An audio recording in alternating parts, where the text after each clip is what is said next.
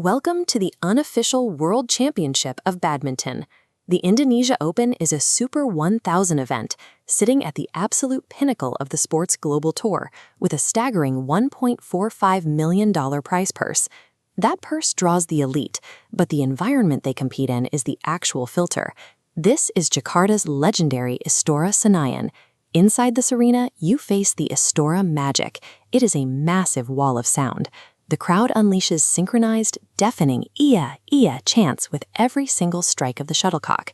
For Indonesian players, this noise is a continuous adrenaline surge. For visiting competitors, it acts as a relentless distraction designed to fracture their focus.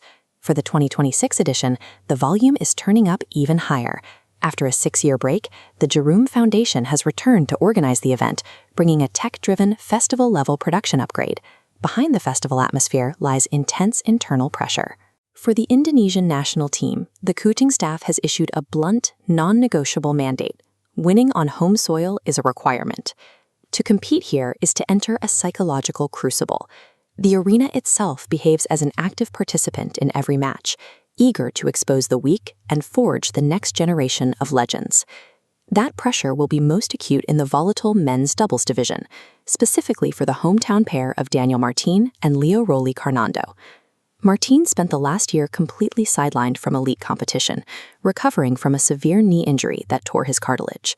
The moment he was cleared to play, the Indonesian Badminton Association reunited the duo. In their first tournament back, the Thailand Open, they fought to a shock championship victory. To secure that title, they had to overpower the 2023 Indonesia Open champions, the powerhouse Indian pairing of Satvik Sairaj Rankireddy and Chirag Shetty.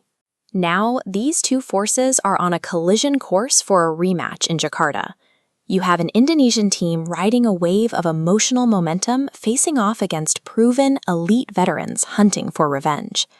The men's doubles crown will ultimately come down to whether the home crowd can carry a recovering duo through the sport's most punishing endurance test. Over in the men's singles division, athletes face a different kind of isolation. There is no partner to lean on. You face the roaring crowd and your opponent entirely alone. Standing in the path of the Indonesian mandate are foreign invaders like Denmark's Victor Axelsen, a towering, consistent athlete acting as the tournament's primary end boss. Tasked with defending the home court is Indonesia's Jonathan Christie. He carries the weight of millions of fans, playing for national duty every match. This chart maps out historical match outcomes between Christie and his elite rival, Singapore's Loh Keen Yew.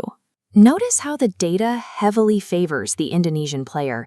Christie holds a staggering 8-0 head-to-head record, a psychological blockade proving that mental edge overrides raw physical talent here. But the bracket also features dangerous wildcards, like 19-year-old Alwi Farhan.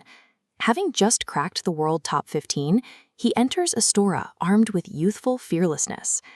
In the singles bracket, technical skill is barely the minimum requirement.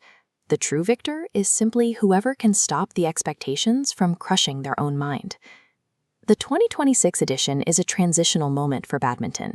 It takes a highly unpredictable, modern talent pool and throws them into a revived elite level of presentation. It brings to mind the titans of Istora, players like Taufik Hidayat, who mastered this specific brand of chaos to cement their legacies. That $1.45 million prize fund can secure an athlete's financial future, yet the immediate objective on the court is to avoid a total psychological collapse. The athletes who reach the podium will have mastered a level of stress that ruins most elite competitors. They leave with proof that they can perform inside the most intimidating atmosphere in the sport.